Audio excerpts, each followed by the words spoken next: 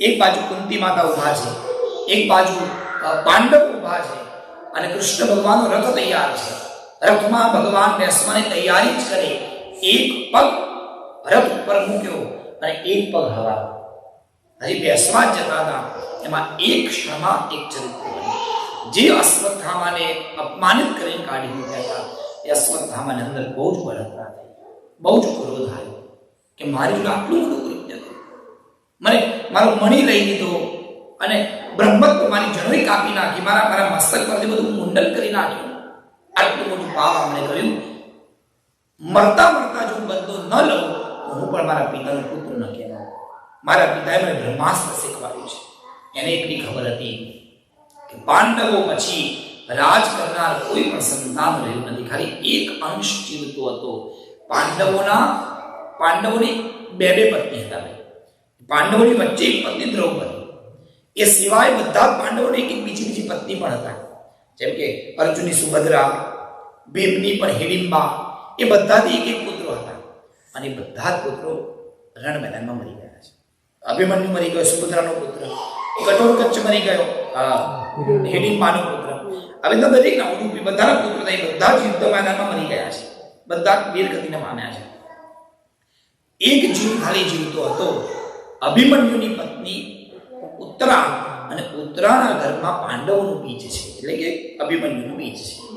એ પાંડવોના વંશને આગળ વધારે એક એવી શક્યતા હતી. આ અશ્વત્થામાને ખબર પડી, એનું બીજું કંઈ ન કર્યું, પણ એ જ ગર્ભ ઉપર એને બ્રહ્માસ્ત્રનો પ્રયોગ, બ્રહ્માસ્ત્ર સીધું છૂટ્યું અને જ્યાં ઉત્તરાના ગર્ભ ઉપર બ્રહ્માસ્ત્ર આવ્યું એની પહેલા તો ઉત્તરાને ખબર પડી ગઈ કે મારું ગર્ભ બળી જશે.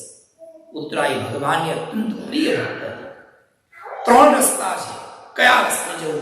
એક બાજુ કુંતી ઊભા છે, એક બાજુ પાંડવો છે અને એક બાજુ કૃષ્ણ છે. ધ્યાન આપજો, આપણી પાસે પણ જીવનમાં ત્રણ રસ્તા આવે. બોલો જય શ્રી કૃષ્ણ. એક સગા, કુંતી સગી કહેવાય.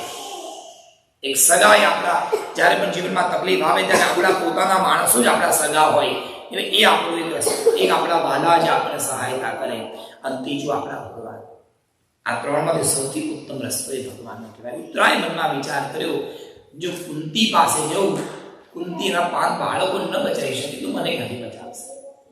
પછી વિચાર કર્યો પાંડવો પાસે જવું, એ કદાચ બચાવે, પણ પાંડવો જ યુદ્ધ ભગવાનના ભરોસે ત્યાં હોય તો મને ક્યાંથી બચાવે? એટલે બીજો કોઈ સહારો ન મળ્યો, કેવલ ને કેવલ એક સહારો ઠાકોરજીનો સહારો. દોડતી ઉત્તરા કૃષ્ણ પાસે પહોંચી ગઈ. ભગવાનનું એક રથ, એક પગ રથમાં છે, એક પગ હવામાં મૂકવા જાય એની પહેલા તો દોડતી ઉત્તરા ગઈ અને ભગવાનનો પગ પકડી લીધો અને બહુ સુંદર ભગવાનની સ્તુતિ ગાઈ.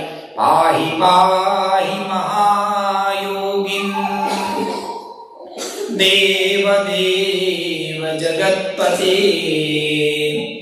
નાન્યમ ત્વદ ભયં પશ્યે યત્ર મૃત્યુ પરસ્પરમ. પાહી પાહી મહાયોગિન, હે મહાયોગિન, હે કૃષ્ણ મારી રક્ષા કરો. સજ્જનો ધ્યાન આપ્યો, શ્રીમદ ભાગવતની સૌથી પહેલી સ્તુતિ છે ઉત્તરા દ્વારા કરેલી સ્તુતિ, ભગવાનના ચરણોની સ્તુતિ. 3 સ્તુતિ સૌથી પહેલા આવી, એક ઉત્તરાની, ત્યાર પછી કુંતીની, ત્યાર પછી ભીષ્મ પિતામહ.